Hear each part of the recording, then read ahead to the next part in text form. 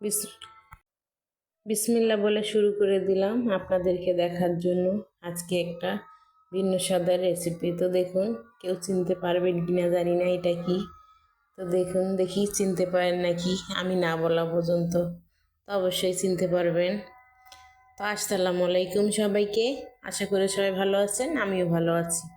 তো এটা হচ্ছে খাসির কলিজা এবং ফ্যাপসা একসঙ্গে যে ঝুলায় বেচে, ওখান থেকে আমি নিয়ে আসছি। তো আসার পর এটা ধুয়ে আমি একটু ভাপ দিয়ে নিচ্ছি গরম পানি দিয়ে। তো ভাপ দেওয়ার পরে দেখুন কি কালার পানিগুলো হয়েছে। অবশ্যই আপনারা এটা খেলে এইভাবে একটু ভাপ দিয়ে ধুয়ে ভাপ দিয়ে নেবেন, নেওয়ার পরে বাকি কাজগুলো করে ফেলবেন। তো এই তো দেখুন কত ময়লা পানি বের হলো। তারপরে তো দেখুন ওই পুরাটা বলে বিক্রি করবে, কিন্তু এখান থেকে কেটে কেটে ওরা সাইডে আবার রেখে দেয়, রেখে মানুষকে ঠগায়া পরে দাম ঠিকই নেয়, কিন্তু একটু একটু করে কেটে রেখে দেয়, ওরা ওটা আলাদা বিক্রি করে।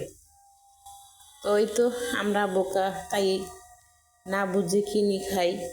তারপরে তো আমি কাটতেছি, পিস করে নেব এখন সবগুলি, ওটাই আপনাদেরকে দেখাই দিলাম আমি কিভাবে কাটলাম। তো আমার ছেলে বারবার বলতেছে, আম্মু এটা কি?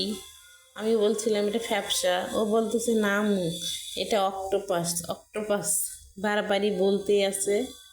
তাই আমি আচ্ছা ঠিক আছে, তুমি যেটা বলবো ওটাই। তো এই তো ও আমার কাছে বসে বসে এগুলা বলতেছে আর আমি কাটতেছি।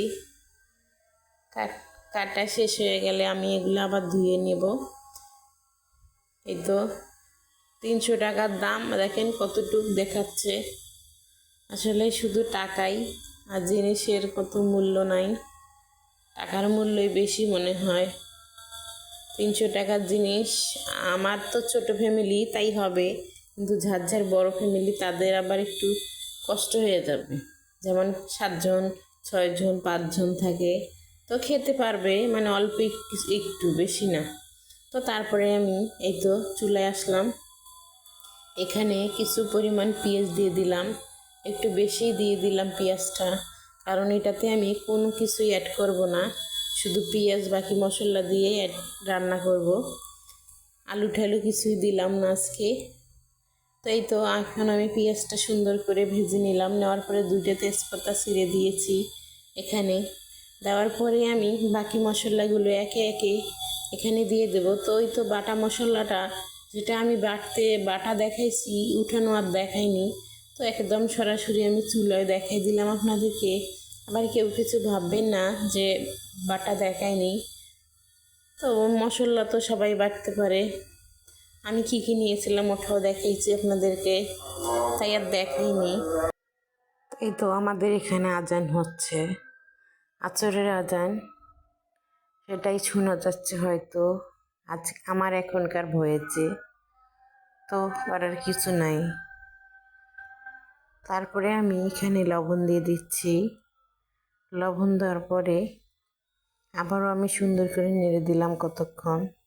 দেওয়ার পরে এখানে পরিমাণ মতো আদা রসুন পেস্ট দিয়ে দিচ্ছি।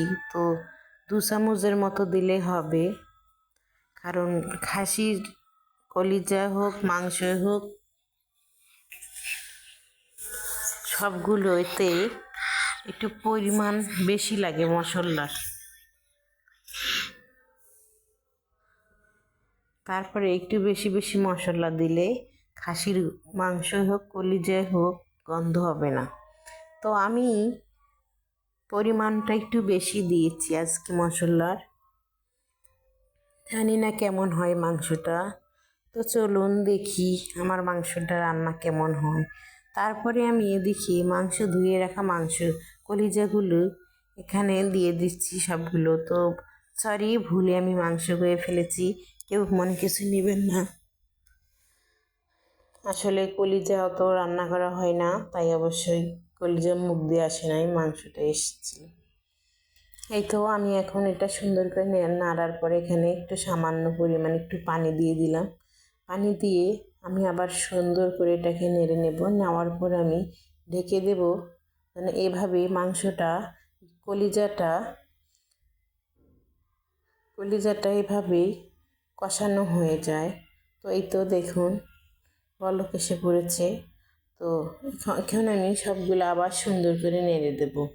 নেড়ে দেওয়ার পরে এভাবে আমি কষায় কষায় কিছুক্ষণ এভাবেই রান্না করব। শুধু একটু করে নাড়বো, একটু করে পানি দেবো, এভাবেই রাঁধতে হবে। আসলে এসব যত কষায় রান্না করবেন, গোসে হোক কলিজায় হোক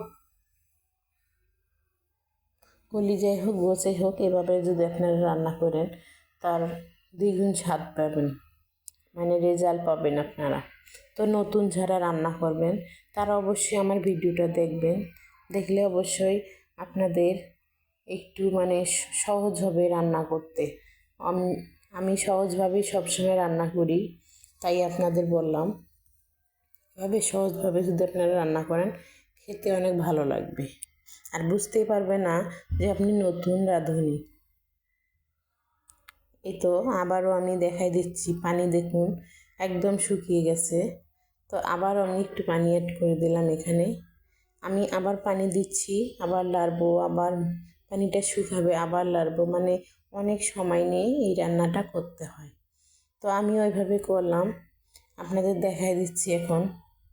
এই যে তেজপাতাগুলো আমি এখন উঠিয়ে ফেলবো, কারণ তেজপাতা আমি কখনোই রাখি না, এরকম ছিঁড়ে দিলে সবগুলো আমি সবসময় উঠে ফেলি। তো যারা আমার ভিডিও আগে দেখেছেন তারা অবশ্যই জানেন যে আমি এরকম তেজপাতা তরকারিতে রাখি না। দেখুন সবটুকু আমি উঠে ফেলেছি, ফেলার পর এখন ফ্রেশ হয়ে গেছে তরকারিটা, কোনো গোটা মশলাও নেই, আবার তেজপাতাও নেই। তো দেখুন তারপরে কি হয়, এই তো আবারও পানিটা শুকিয়ে গেছে। তো আমি আবারও এভাবেই কিছুক্ষণ কষায় কষায় রান্না করব। তো এভাবে আমি 2 থেকে 3 বার পানি দিয়ে দিয়ে কষায় কষায় রান্না করেছি। তো আপনাদের যার যেমন সুবিধা সে ওভাবেই রান্না করবেন, কিন্তু আপনারা এভাবে কষায় কষায় অবশ্যই রান্না করবেন, রান্না করলে এর স্বাদ পাবেন। এই দেখুন ঝোলটা কত ঘন হয়ে গেছে। ঝোলটা ঘন করে যে আমি পুরো মশলাটা ওই প্যানের সাইডের মশলাগুলো নামিয়ে দিলাম খুসুনের সাহায্যে। তো এইভাবেই আরও কিছুক্ষণ নাড়বো, নাড়ার পরে আমি পানি আবার দিয়ে আপনাদের দেখাই দিচ্ছি।